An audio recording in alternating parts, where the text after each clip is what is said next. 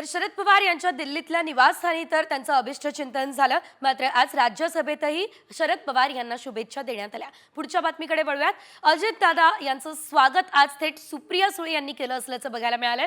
तर अजितदादा हे शरद पवार यांच्या भेटीला गेले, त्या दरम्यान स्वागत मात्र यावेळेस सुप्रिया सुळेंनी केलं असल्याचं बघायला मिळालं। एकंदरीतच सुप्रिया सुळे यांनी अजित पवार यांच्यासाठी दार उघडलं असल्याचं बघायला मिळालं। आता हे दार शरद पवार यांच्या निवासस्थानाचं त्यांनी उघडलं की आगामी काळामध्ये अशाच प्रकारे पक्षाचं दारही अजितदादांसाठी उघडणार आहे, हे संकेत होते का, असे एक ना अनेक प्रश्न उपस्थित झालेले आहेत आणि तशा चर्चा सुद्धा सध्या राज्याच्या राजकीय वर्तुळामध्ये रंगलेल्या आहे। मात्र आजचा दिवस अतिशय महत्त्वाचा ठरलाय, कारण आज थेट राष्ट्रवादीमध्ये बंड झाल्यानंतर पहिल्यांदाच अजित पवार यांनी शरद पवार यांची भेट घेतलेली आहे।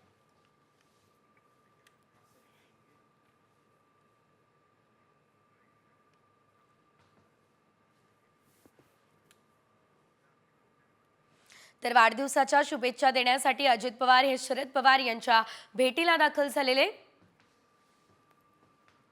सुनील तटकरे, प्रफुल्ल पटेल, भुजबळ सुद्धा भेटीसाठी उपस्थित होते। सुनेत्रा पवार, पार पवार सुद्धा भेटी दरम्यान उपस्थित राहिले। मोठी बातमी बघूया, ती म्हणजे एनसीपीच्या प्रमुख नेत्यांकडूनही पवारांना शुभेच्छा देण्यात आल्या। उपमुख्यमंत्री अजित पवार यांच्यासोबत राष्ट्रवादीचे प्रमुख नेतेही शरद पवार यांना वाढदिवसाच्या